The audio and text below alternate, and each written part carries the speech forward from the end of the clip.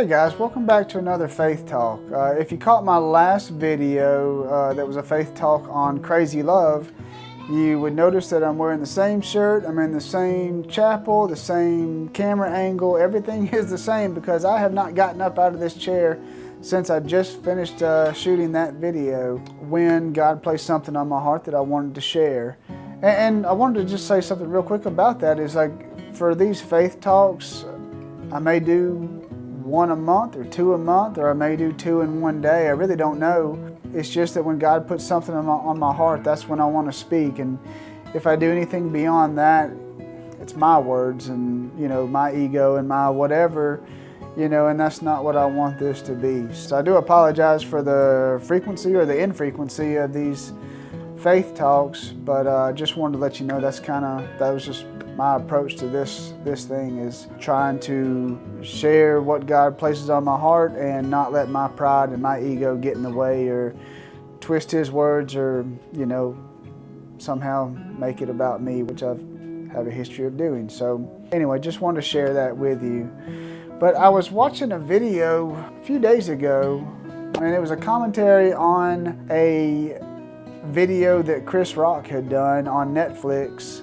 Chris Rock is a funny guy. I've watched a lot of his movies and, enjoy his movies. But in this video, he's doing stand-up and he's on the touchy and controversial subject of pro-life or pro-choice. And it was, to me, like it was disgusting and it was disturbing, some of the verbiage and the language that he's using as he's talking about this subject.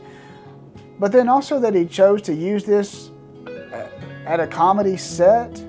But I guess to me, maybe what was the most disturbing is like how many people in the audience you hear laughing about it. I mean, he's using the phrase, wanting to kill babies. I mean, he's not using, these terms that people kind of use to dance around the subject of what's really going on. I mean, he's saying, I want a dead baby. And again, there's absolutely nothing funny about it, whether you're pro-life or pro-choice. It's a sensitive subject to many people. It really annoyed me to see this go on. I was really disappointed in Netflix for putting this series on. And Netflix is something we've had an issue with for several years now, and we actually canceled our Netflix subscription probably 3 or 4 years ago, which is kind of what I want to talk about in this video. And so if you may have heard this story before, but on an Amish tour, they're going about, and one guy asked, hey, what's the main difference between you and us? And so the Amish guy says, well, how many of y'all own a TV? And of course everybody on the bus raises their hand. And then he says, well, how many of y'all think that there's, negative influences that can come in through that TV? And again, everyone's a realist. They understand that. And so they all raise their hands and accept that. And then he says, okay, so how many of y'all are going to go home and throw away your TVs? And of course, nobody raises their hand. He said, well, that's the difference. And if you think about that, I mean, how true is that? I mean, we know, for the most part, these things that are really influencing us in a negative way. You don't have to be that, in tune to everything just to see the growing presence of evil, But to me, it's not so much disturbing that there's the growing presence of evil, because I'm not really sure if that's really the case, but it's more a declining presence of Christians living out their faith. And making those decisions to boycott or ban these companies that are using or that are using their wealth and their platform or whatever to promote evil. And a lot of the times now, and you can see it, it's not even hidden anymore, disguised. I mean, it's right there in our faces. But yet we still shop at these stores, or we turn a blind eye to what this organization says or what this company does, because they have good prices on whatever it is that we want, and so we continue to support them, and we can justify that all day long. But at the end of the day, if enough Christians would stand up and just say, if you push this agenda, if you promote this, we will not support your store. And I guarantee that if enough Christians would get on board and unite over, these things, I can guarantee you those stores would change how they do things. It may not change their hearts right away, but it will change the items they promote or the way they promote stuff, because at the end of the day, all they care about is money. And so if you take that money away from them, they're going to change, or CEOs are going to get fired, and we can change the world that way. But again, it takes not just a handful of us, but probably all of us to come together and just say enough is enough. We're not going to support, I've already named Netflix. I don't want to name companies or brands.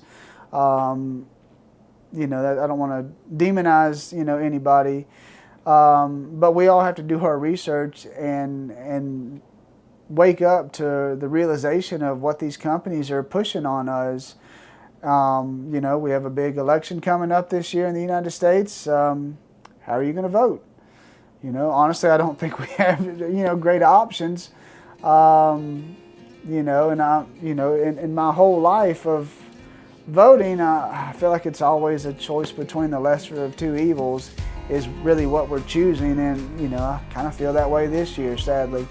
But again, even with our political choices, like if enough of us said, hey, this is what we want in a candidate, we'll get one.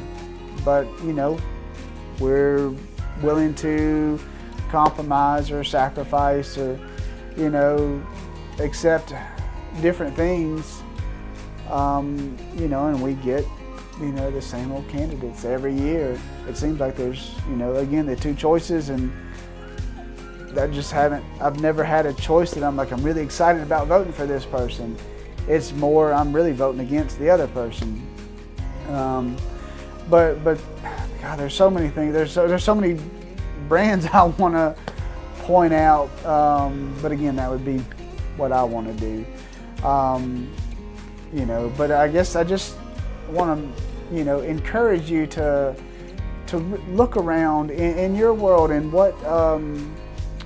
what's influencing or affecting you, and do they promote Christian values and morals, or is it just pure evil? And if it's pure evil, I pray that you can make those tough choices, and they are tough choices to make. I mean, it's hard not shopping at some of these stores that have the best prices, and you have to go to these other places that are smaller, and they can't compete with the big box stores on some of their prices, and it hurts us financially to have to do that all the time. But again, it's the choices that we have to make if we really want to make change in this world, to have better choices, and to kind of stamp out this growing presence of evil in our lives. So anyway, that's what I wanted to share with y'all today.